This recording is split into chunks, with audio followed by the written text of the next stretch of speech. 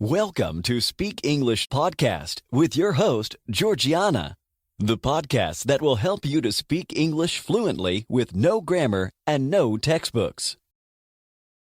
In this episode, we're going to continue to learn virtues in English. Maybe we'll discover that we possess those virtues by the end of the episode, with a bit of luck.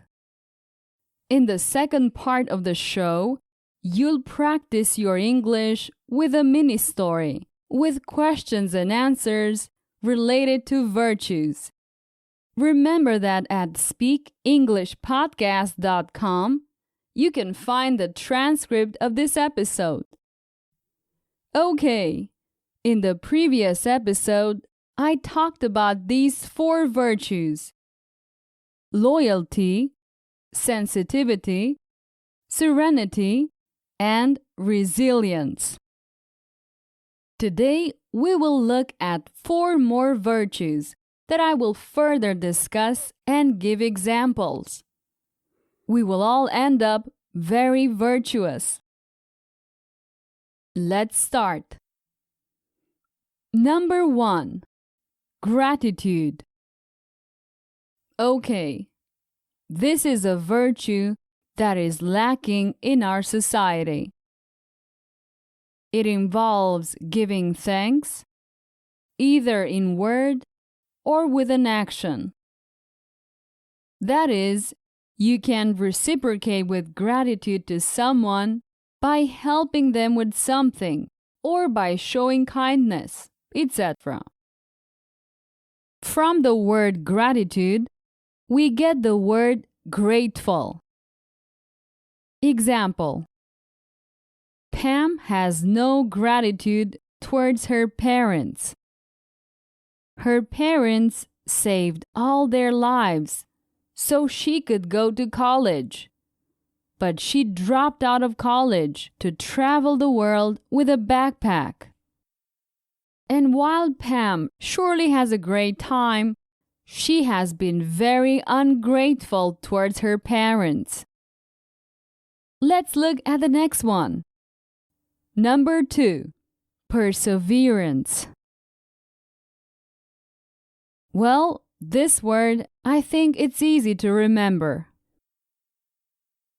It means to be persistent in some projects, which typically may take quite some time. It is an essential virtue, since it takes a lot of perseverance to achieve most things in life. We can take the example of athletes who need to train every day at a very high level. This is very hard, and it requires perseverance. For example, imagine yourself in a job interview. What is your greatest virtue? I am a perseverant person. Now that's a persevering person. Number 3. Courage. We can also use the word bravery instead of courage. A person with courage confronts danger without being afraid and even transforms it into determination. Many times, courage is exhibited with passion. It can be found in soldiers, police officers, firefighters, but we can also find courage in any person and situation.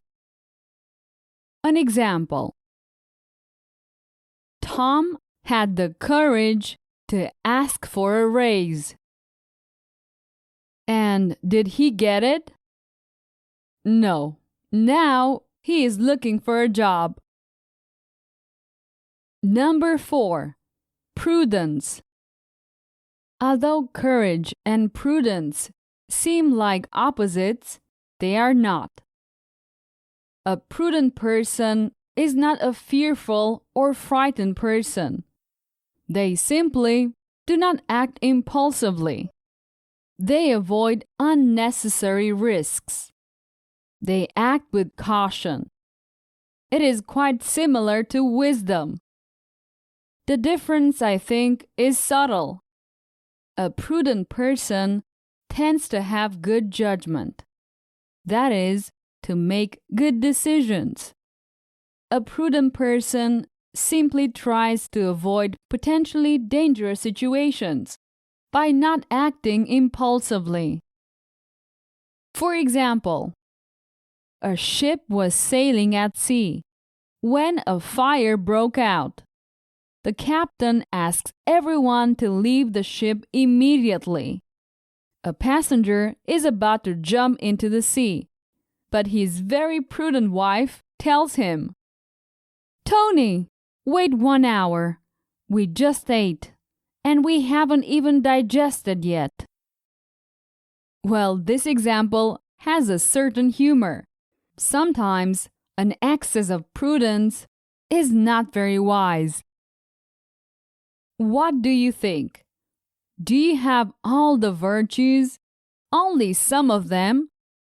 Or are you lacking in virtuosity?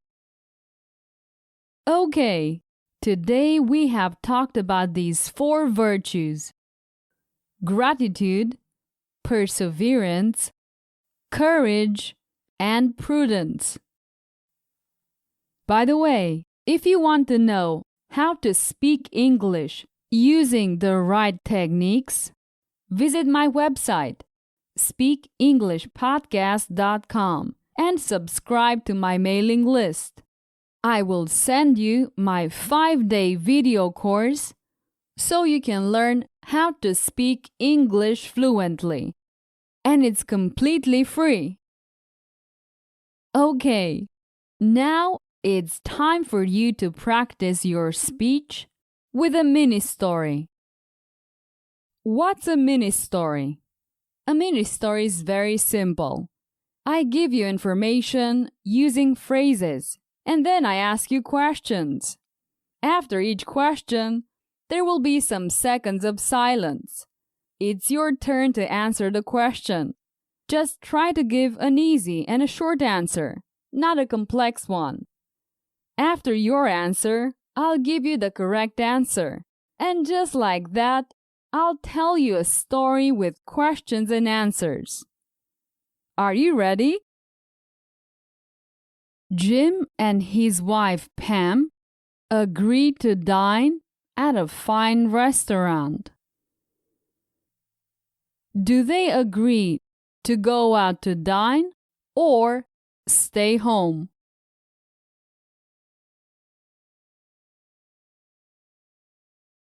They agree to go out to dine. Who agrees to have dinner?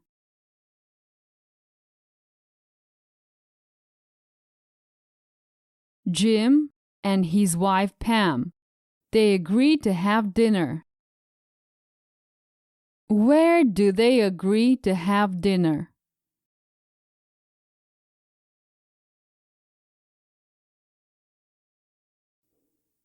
At a fine restaurant. Jim orders soup as first course and a medium rare steak as second course. Does Jim order a pineapple pizza?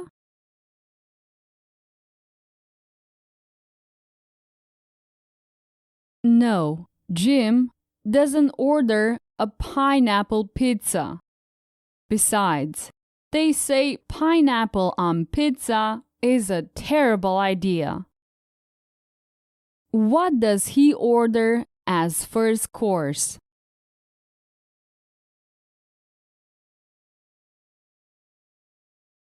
Soup. He orders soup. He orders soup as first course. And then he orders medium rare steak for the second course. How does he order the steak?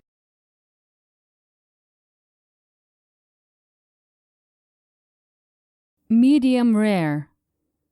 For his second course, Jim orders medium rare steak.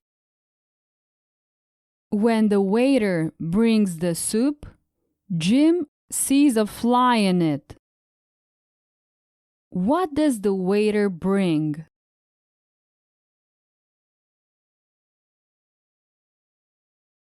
The soup.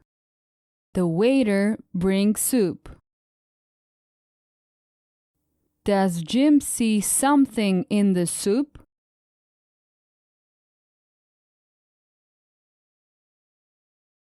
Yes, he sees a fly. Jim sees a fly in the soup. Does the fly eat all the soup?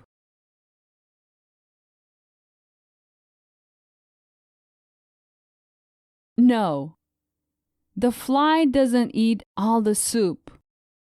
It's just in the soup. Jim complains to the waiter politely but firmly. Does the waiter complain to Jim?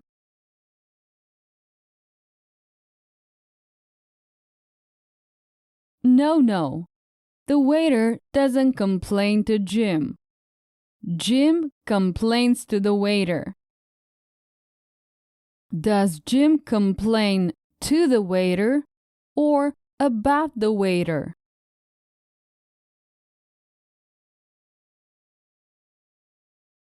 Jim complains to the waiter, not about the waiter. He does it politely but firmly. How does Jim complain?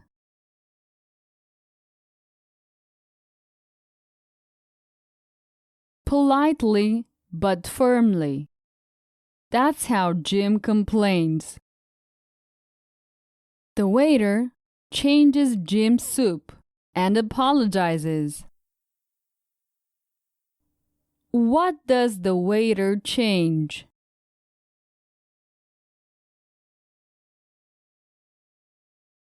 The soup. The waiter changes Jim's soup. Whose soup does the waiter change?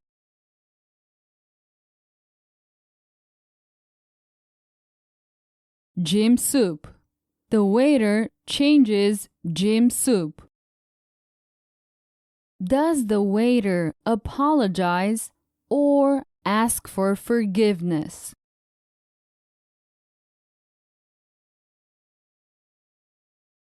Well, both. The waiter apologizes or asks for forgiveness, which is the same thing. The restaurant owner, who has seen what happened, invites the couple to dinner for free. Who saw what happened?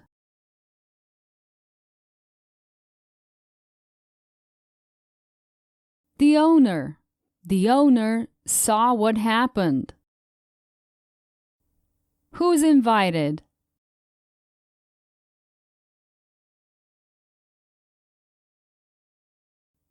The couple. The couple is invited. Jim and his wife are the guests. Perfect! It's the end of this mini-story.